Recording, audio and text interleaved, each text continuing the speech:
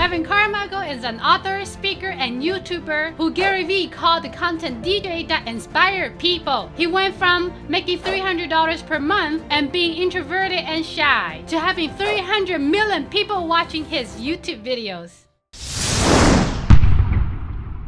Need motivation? Watch a top 10 with Believe Nation. Top 10, I got a top 10. Got my motivation high for my top 10. Gotta learn from the wise women and men. All my life, like na na na na. For my top 10, top 10, na na na na. This one's for my top 10.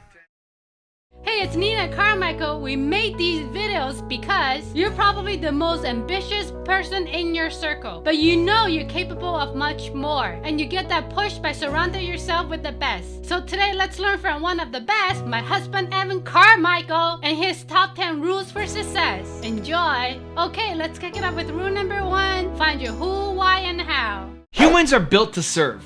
You want to help people. It's hardwired into us. Serving other people touches the same part of our brain as eating food and having sex. You need it. But how do you serve? What is your purpose? How do you find your passion? I'm gonna answer that in this video. So earlier this year, I went across 90 days, 23 cities across the US on a tour, speaking tour. And in my head, my plan was to talk about how to overcome judgment, how to take the 2% difference and just start acting on your ideas. And I had this template for what I wanted to talk about. And as I started getting more questions, the single thing that came up over and over and over again from 23 different cities across the entire country, from Pittsburgh to San Diego and back, was how do I find my purpose? What's my passion? What am I supposed to be doing? And in every single city, I had to walk people through this process. And because it became so important, I started to write a book on it, because I basically went through interventions with people where I had them stand up and had them go through a 3-step process that I'm gonna walk you through in this video in a minute. And they got a result. And suddenly, after years or decades of no clarity, they had clarity on what they should be doing and what their purpose was, what their passion was, and what their path forward was. Step 1 is who, step 2 is why, and step 3 is how. So let's start with step 1. It's your who. It's your most important core value. Humans are built off of core values, and there's one that's more important than all the others. If you had to decide what is your single most important core value, what is it? You may not know exactly, but you're gonna get pretty close. Just go down this thought exercise for now. What is one important core value that you hold, that if people around you were the opposite of it, it would be toxic to you? It's important to figure out, because when people don't know what their most important core value is, you get pulled into a whole bunch of different directions. You get pulled to follow somebody else's purpose, somebody else's mission, and settle for it. But what you're settling for is crumbs. It's crumbs of purpose, because it's their purpose that you're just kind of helping instead of you actually living your purpose. It makes a massive difference. It starts with what is your single most important core value. And you can look at that by what are all the things that have made you come alive in the past, the people you love, the relationship that worked out, the thing you learned from your teachers the most, why you love those people so much is a common thread. And when you figure that out, it allows you to build a better life and business going forward with intention around your most important core value and bringing people alongside your mission to support you. So you're working with the people who are like-minded instead of having a random assortment of people who might have great skills with different values, and it doesn't work out. Step 2 is your why. This is your purpose. Your purpose comes from your pain. Your purpose comes from your pain.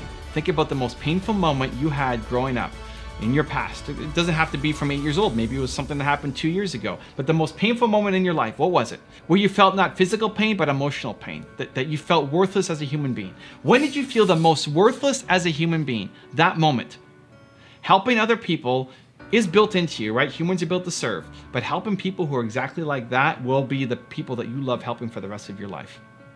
Because whether that was 2 years ago, 5 years ago, 20 years ago, let's just say it was 5 years ago for this example, the person who you were 5 years ago, you've grown a lot since then. You may not be out of the woods. You may not have figured it all out. You're still on your journey. You're still learning and growing, and you never want to stop learning and growing. But you're way better than you used to be. You're way better than you were 5 years ago.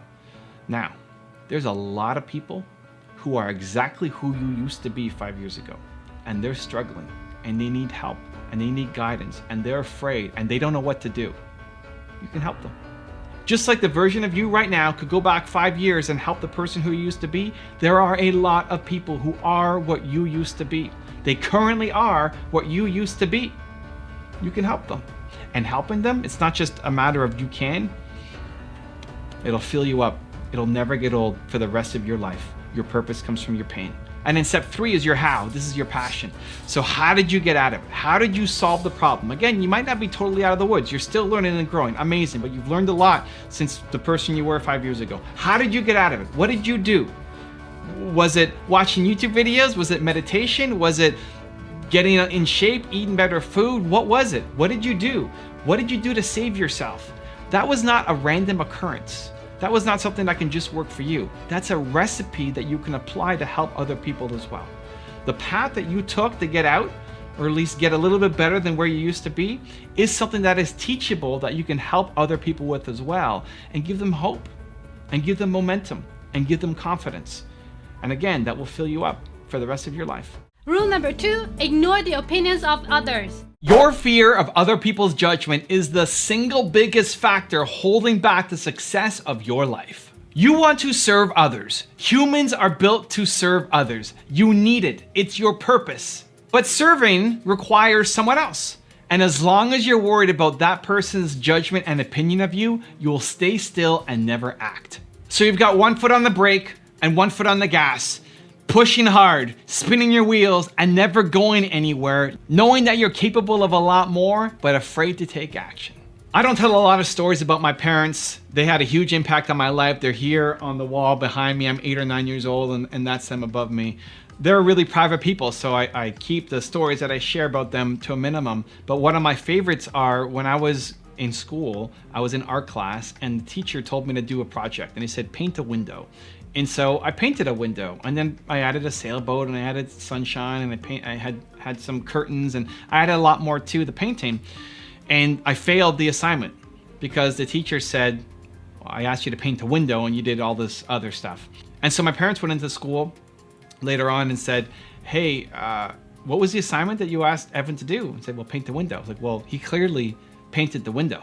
I mean, he did what you told him to do. and they stood up and became a shield for me. And I was blessed to have amazing parents. You might have amazing parents, you might not. It doesn't matter either way. But wherever you learn and however you learn, you have to learn it.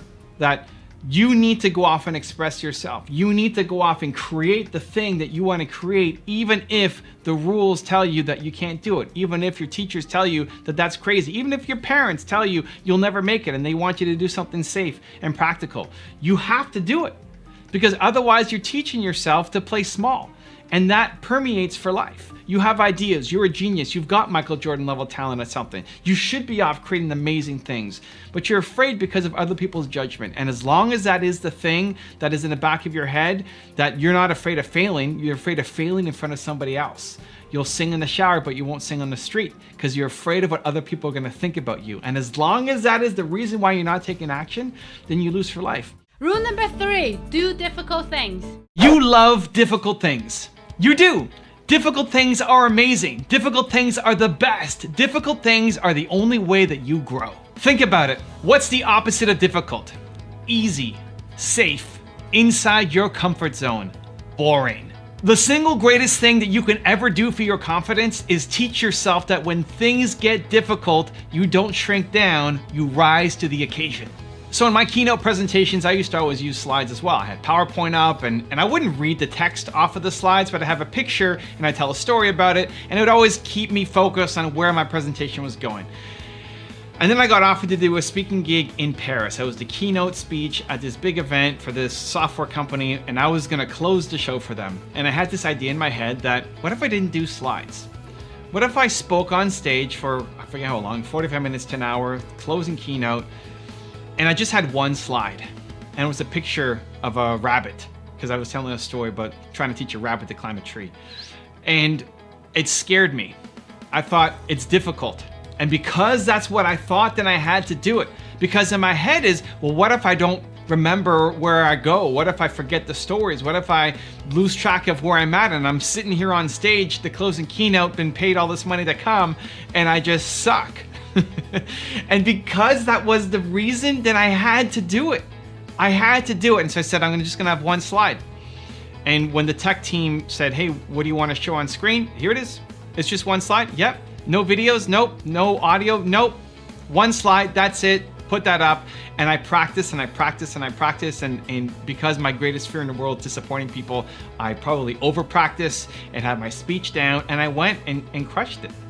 But even if I didn't, it was the willingness to try. It's the willingness to do difficult things. That as soon as you feel yourself playing potentially small based off of something being difficult, that means it's go time. That means you have to do it, because teaching yourself that you think of something that's big and scary and then you crouch down and you shy away and you don't do that, that's an ongoing lesson that you are teaching yourself that you suck. You're telling yourself, if I went and said, what about doing just one slide in France, right? For my Paris keynote. What if it's just one slide and I'm scared of it and I don't do it? I'm teaching myself that I suck. That's what you do. Anytime you approach something big and you don't do it, you're telling yourself you're not capable. You're telling yourself that you suck. And so everybody else might let you off the hook. You may not even tell anybody else about this crazy idea that you have, but you playing small is not acceptable. When something is difficult, you have to attack it head on. Rule number 4, be your biggest critic and fan. What do you say when you see yourself in the mirror? When it's just you, when you're all alone, it's just you see yourself in the mirror, what do you say? Do you say great things, or do you beat yourself up? Most people, they might act confident and seem like they have it all put together, but secretly they're fighting their own battles, and at home, in private, the comfort of their own home, they're their own worst enemies. The secret is to be your own biggest critic as well as your biggest fan. The push you give yourself has to be from a place of love and potential, not lack and despair. So I recently posted on Instagram a little cartoon of me passing by a mirror, and you see my reflection in the mirror, and the caption says, "I love you." And then I challenge people to say, hey, what do you say to yourself when you look in the mirror? And giving them an 18-day challenge to say, every time you see a reflection of yourself, to say something positive, whether it's I love you or give yourself a compliment, something positive, because I think most people live in the land of negativity. All we see is all the negative things that we're doing and all the things that didn't work out and things that could have been better. And that can actually be very healthy. I think you need to be your own biggest critic. I think you need to have higher standards for yourself than what you're currently doing. But it only works, being your own biggest critic only works when it's based off a foundation of love. When it's based off a foundation of I am an amazing human being and I love myself and I suck at all of these skills. The problem that most people have is you see that you suck at a skill, that you didn't get the result, that you're not good on camera the first time you go out. You didn't get the result, you didn't land the sale, you didn't make the deal, you didn't get the date, whatever it is, you didn't get the result, and then you think that you suck as a human because you don't have the skills. It's the opposite. You're amazing as a human. It has to be from a foundation of love, that you love yourself and that you suck at the skills. And then you can beat yourself up over how do I get better? How do I improve? How do I acquire the skills? How do I move forward towards my goals? Also, if you want to have more confidence and motivation, check out our 254 series. The link is in our description below. Surround yourself with greatness. If you want to be more confident, you need to surround yourself with things that make you feel confident. Smash all of those things together, because that's the unique thing that only you can do. Just because your book has come out, it doesn't mean you should stop marketing. It's not just about week 1 when it just comes out. It's constantly marketing. Rule number 5, raise your environment. Your environment has been perfectly created to keep you exactly where you are. Everything around you, your friends, your family, the media you consume, all keeps you exactly where you are. If you want to raise your standards and raise the quality of your life, it starts with raising your environment. So here's a story I haven't told in a while. When I was building up my YouTube channel and I closed my first multi-year deal with a big brand, it was with a CEO, high-powered CEO, one of the largest companies in the world, especially in the entrepreneur space. And it was gonna be me and him on my channel every month answering questions from you guys, from the audience. We did a live stream every month. And it wasn't me interviewing him or him interviewing me, it was both of us talking about a certain topic and then taking questions. And I remember driving with my dad. He was getting a new car and we had this long drive out. For whatever reason, the place where we wanted to buy the car was super far away, and so it gave us this chance to talk in a car, and I just told him about this new deal that I had signed. I remember him asking me, Evan, what gives you the confidence to feel like you're on the same level as this guy? And he didn't mean it in a negative way. It was in a more awestruck way. It's like, man, look at where you've come from, because my family is very humble. Like, you have to be very humble. You have to appreciate what you've got. And so how am I now? How do I see myself on the same stage as this high-powered CEO, being his equal, answering questions? And the question took me aback, and I thought, you know what? He's right. I mean, if this was Evan of 5 years prior, I would have felt not worthy. I would have felt like I couldn't do it. I would have felt like this is too big an opportunity for me. Like I couldn't be the guy to do it. So what changed 5 years ago to where I was at that point? It was my content. It was my channel. It was all the videos that I'm putting up, because in my head, it was a big deal in that this is the largest deal I had signed for 3 years, but more that I'm around Oprah every day, and Dan Pena every day, and Kanye West every day, and all these people every day. And so I feel like I'm with them. And so this CEO deal wasn't that huge a deal, because I had changed my environment, right? I'd raised the stakes in my environment, and that raises your standards. And so I realized, man, this is crazy how important my channel is to myself, at least to my own growth. If it's not to you, at least to my own growth, because you often can't see it on a daily basis. I could not pinpoint the one video I uploaded or the one day that I felt, this is it, it's happened.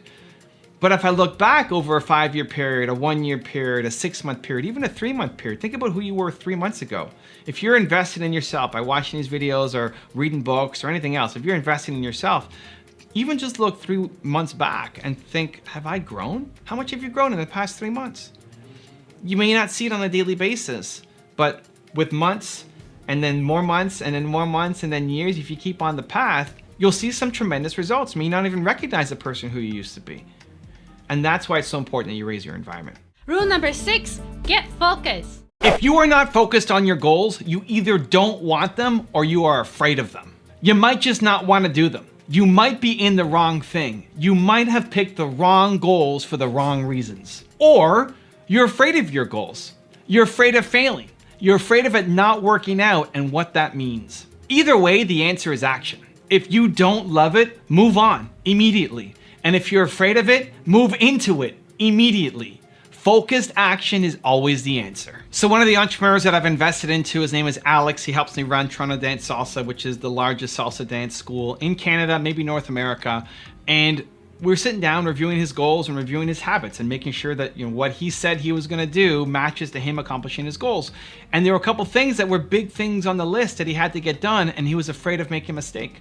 So for example, we're trying to create the interior of the studio and make a wall that speaks to the purpose of the company, speaks to the mission, the vision, what we're trying to accomplish. And we want to have something beautiful that people want to take their pictures on. And he's so afraid of getting it right. He's so afraid of doing the wrong thing that he does nothing.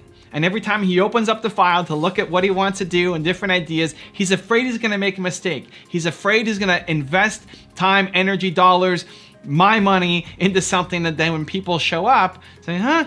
And it doesn't work out. He's so afraid to fail that he doesn't take action, which becomes the biggest failure of all. So here was our solution. Procrastination Power Hour. Said every day, PPH, put it into your calendar for 1 hour. This is your PPH time, the thing that you have been procrastinated on, right? The thing that serves the business. If you've been procrastinating on it and you don't like it and it doesn't serve the business, great, get rid of it. That's not what we're talking about. It's the things that you're afraid of, the things that you don't want to make a mistake on, that you're just pushing aside because there's all this busy work that comes in. Because yes, we have to respond to customers, and yes, we got to do all the work that goes into the day-to-day of running the company. But if you're so focused on just the day-to-day and never focus on the things that will actually help you grow the bigger picture stuff, then guess what happens? You never do the bigger picture stuff. Especially if it's because you're afraid, then you have to take action. So we planned a daily procrastination power hour that he puts into his calendar, and he looks at it. When he gets there, he thinks, what am I procrastinating the most on? And he's got this list and he starts attacking it. And having that in his calendar is the thing that actually started building momentum for those big projects. Rule number 7, be bold. What would the boldest version of you do? Think about your mission. Think about your goals. Think about what you are trying to accomplish. You've got what you're doing now, but think about what the boldest version of you, if you summoned the boldest version of you into existence right now, what would he or she tell you to do? So when I did my tour earlier this year, it was 90 days, 23 cities, And at first I wanted to do it for free. I love doing free coffee shop meetups every time I travel to a new city. And I told my agent, Steve, in New York, hey man, this is my idea. He said, you need to charge for the event. You gotta play bigger. You gotta do a bolder version of you. And it's freaked me out. It scared me because I don't want to disappoint people. And the idea of charging for something and then me disappointing people and then hitting that fear every 4 days, because I got up in a new city every 3 to 4 days for 90 days, was me being able to conquer my fears. And so Steve pushed me, and I have Steve's voice in my head. It's like, you need to play bigger. You got to do something bolder. What's the next step? And so I'm looking at my next tour coming up in 2020 around my book, Built to Serve, and I'm trying to think, how do I make it even bigger? How do I make it even bolder? Because what I've done has been great. And it's not trying to take away from what I've done. It's amazing. I'm proud of myself. I'm grateful. Awesome. And I know I'm capable of more. And I know I need to do something at the next level, because if I want to go off and accomplish my mission, I need to. Because at the rate I'm going right now, I'm not going to hit 1 billion people. I'm not going to solve the world's biggest problem. I'm not going to have the impact and reach that I know I can have unless I demand more boldness, bigger scale from myself on a daily basis. And so for me, having Steve's voice in my head, having Elon Musk's voice in my head, having Steve Jobs and Ipa Giannini and my parents and Kanye West and Howard Schultz constantly in my head, the content that I make is for myself. It's selfish for myself. And then I share it with you guys, and thankfully you like it, so I can build a business around it and hire your team and keep creating more. What makes you bold? What makes you come alive? And how do you summon that creature on a daily basis?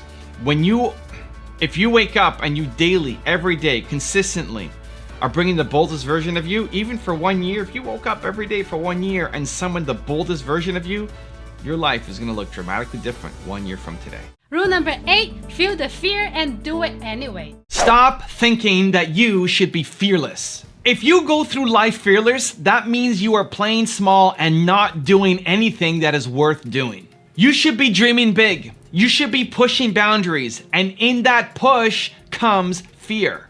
Instead of trying to be fearless, adopt the mindset that you want to feel the fear and do it anyway. Otherwise, you will never take on big projects, and you'll never accomplish your mission, and you'll always live below the potential that you know you're capable of. Rule number 9, ask for help. Not asking for help is selfish. You might think that trying to do everything yourself is selfless, that it's wrong to ask for help and noble to do everything yourself. But you love helping people. You love helping others. Remember that joy you feel when you help somebody and brought a smile to their face knowing you made their week? By you not asking for help, you're cheating people of that opportunity to bring a smile to their face. Stop being selfish and start asking for help. I came up with this idea when I was at a video game cafe. So here's what happened. I was on a call with one of my big customers at the time, and I was in Los Angeles, and we're doing a Google Live, streaming to my YouTube channel, lots of people watching, YouTube Live, I'm interviewing him, and then the internet goes down. Like, what happened?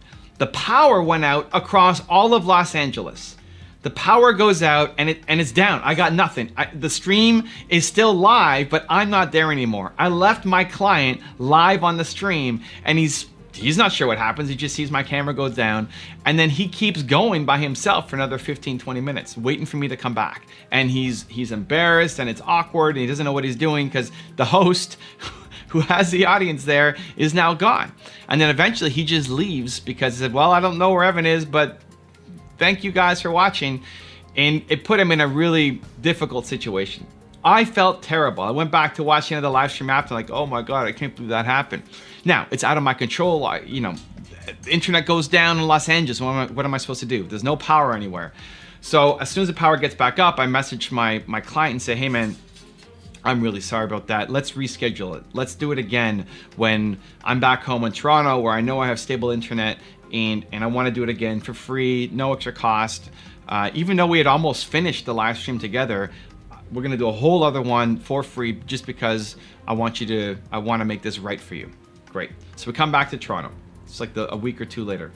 And my internet is pretty rock solid in my home office. I've never had an internet issue really happen while I was doing a live stream, but I wanted to make extra sure that this time nothing happened, because if something happened the second time, it would not be a good thing. So I asked my friend Jay Rise, and I said, Jay Rise, I need a place that has rock solid internet that I'm gonna do this live stream and nothing can go wrong. And he said, I got a place, it's an internet cafe that I go to. I'll introduce you to the owner. I know him, and you can do it there. Like, thank you so much. So we go there. I'm there an hour early. I'm setting up. I'm talking to the owner. I'm testing the gear, my microphone, the headset, all of it, the camera, testing all of it, just to make sure that everything is working smoothly. I'm nervous because the last time it failed on us. My client comes on. We go live for half an hour, I don't remember, and it was smooth, perfect, no issues, crisp, amazing internet, blazing fast speeds. Great time with the audience, and we delivered an awesome product.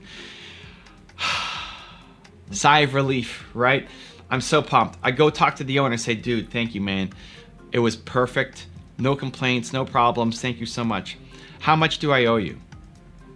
And he said, well, you were on the computer for about an hour and a half, and Jay Raj was on the computer for about an hour and a half, but I'll just bundle it together. So I forget what he told me. It was like $5 or $7 or $10 or something. Like, are you kidding me? I would have paid $1,000. I would have paid a lot of money just to make sure that this went smoothly, because it's the relationship with my client at the time, right? I said, okay, well, great. Here's the $7 that you wanted. Awesome. Let me buy some stuff from behind the counter. Let me buy some snacks from my friend Jay Raz. Jay Raz was hungry. He needed to eat. So like, here's $20, $25. Let me just buy out a whole bunch of your snacks and give it to him. He's like, no, you don't have to do that, man. Don't worry about it. Like, no, I want to do it. Let me buy the snack. No, don't worry about it. The owner thought that he was doing a good thing. The owner thought that he was being selfless, that, hey, don't worry, but you don't have to do it. That just paying for the internet was enough for him. But he was actually being selfish. In that moment, he was being selfish because he cheated me of the opportunity of, one, saying thank you. I wanted to pay more. I want to pay more. You're cheating me of the opportunity to do it, and you're cheating me of the opportunity to help my friend Jay Rise and give him some food because he was hungry, so we had to go somewhere else. You need to be willing to bring other people in. You need to be willing to ask for help. Yes, you don't want to waste your time. Yes, you want to be respectful. Yes, but people love helping others. We are built to serve. You want to help other people. That joy that you feel when you help somebody out, allow it to come into other people's hearts too. And rule number 10, the last one before a very special bonus clip, is don't quit on what you love. If you quit on something too soon that you still love, you will regret it for the rest of your life. If you don't love it anymore, quit. Move on. You will never win doing work that you hate. But if you love it, and you move on to something else, you will look back on this day and regret it for the rest of your life that you did not see it through. Most people spend their entire life living with regrets. Don't let that be you. The hardest decision I ever had to make in my life was being an entrepreneur. I struggled a lot with the decision, do I want to be an entrepreneur and had this opportunity to make $300 a month and earn 30% of a company versus going to work at a job that I thought I wanted, a job that I'd been preparing myself for, that this is what I wanted to do. It was in my high school yearbook of this is where I was going to be. And here it was, earning 6 figures, traveling around the world, doing the investment banking that I thought I wanted to do, versus making $300 a month and owning 30% of a company. And the thing that allowed me to push through and be an entrepreneur was me saying, I don't want to live with regret. That I would rather know one fail than not know. And I gave myself a year. I said, I'm going to give myself a year to do this. I could always go back and get another job. It may not be the same job. It probably wouldn't be the same job. It may not be as much pay. It may not be traveling as much as this job was offering me to travel. But this entrepreneurial thing, this opportunity that I had, I never knew if it would come back again. Like I thought maybe this will never happen to me again. And so I decided to go for it. And we struggled and it was hard, but I never ended up having to go back and get another job. And so if you're at an inflection point, if you're thinking about which path should I take, A or B, lean in with your heart. Stop using your head. Your head only understands the world that currently exists. Lean in with your heart and ask yourself, which decision will I regret more if I don't do? And then go take that action. I became an entrepreneur because I didn't want to regret not having at least tried. And a great moment in my life came a number of years later or one of the people I went to university with, came back and said, Evan, I went down that path. I became the investment banker and I hate my life. How do I become an entrepreneur? And I looked in his eyes and I saw the desperation and the sadness and helped him, but also was so grateful that that wasn't me, because it could have been. Now we got a very special bonus clip that I think you're gonna love. But before that, if you're still watching, we want to celebrate you. If you promise to take action after watching this video, give a hashtag believe in the comment below. We want to celebrate you. The fastest way to learn anything is to model someone who has done it before you. You don't need to have all the answers yourself. You don't need to have decades of experience to win. If you want to shortcut your path and stop wasting time, you need to learn to model success. So I recently came back from speaking in Phoenix. I was at an event with Brendan Burchard and Dee Graziosi and Eric Thomas and a bunch of amazing speakers. And I have a lot of experience in speaking. I've been listed by Forbes and Inc. magazine as one of the greatest speakers in the world, super humbling award, but I still want to get better. I still want to learn. I still want to improve. And so before getting on stage, I was talking to Brendan Burchard backstage and he said, hey, I'm going to watch your speech. I'm going to finish my interview here and I want to make sure that I watch your speech. And so I get on stage and it's tons of fun. I come back out and Brendan is running down the aisle and he's got his hands up and he's super excited and he said, that was amazing. And he's telling me about how great the speech was and how much I helped his audience and thanking me. And I said, amazing, thank you so much, appreciate you. Let me ask you, how do I make it better? You've done a lot of these, you've done more than I have. You're filling out, huge rooms full of people. How can I get better? I want to model success. I want to learn from somebody who's done more than me. And chances are something great's going to come back, right? Like, tell me I suck, Brendan. Tell me I suck. How do I improve? And he gave me a bunch of great feedback. He said, one, I need to use the stage more.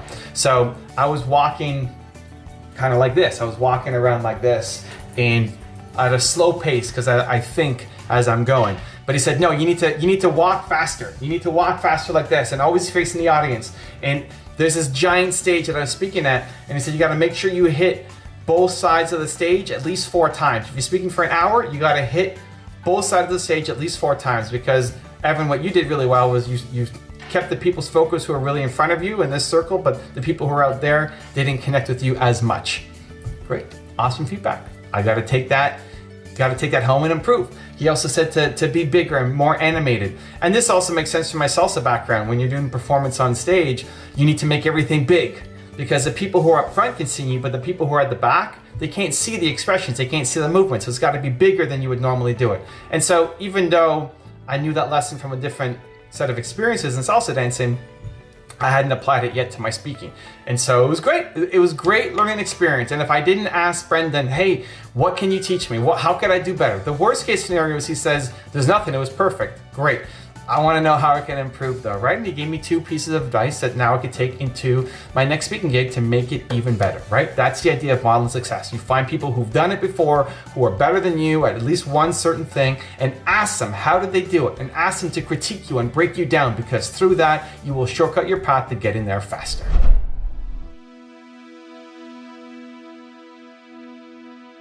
If you want 10 more rules from my husband, Evan Carmichael, check out the video next to me. I think you're gonna enjoy. I'll see you there. Believe. You go as far as you believe you can go. As long as you love it, you have to keep going. You cannot quit.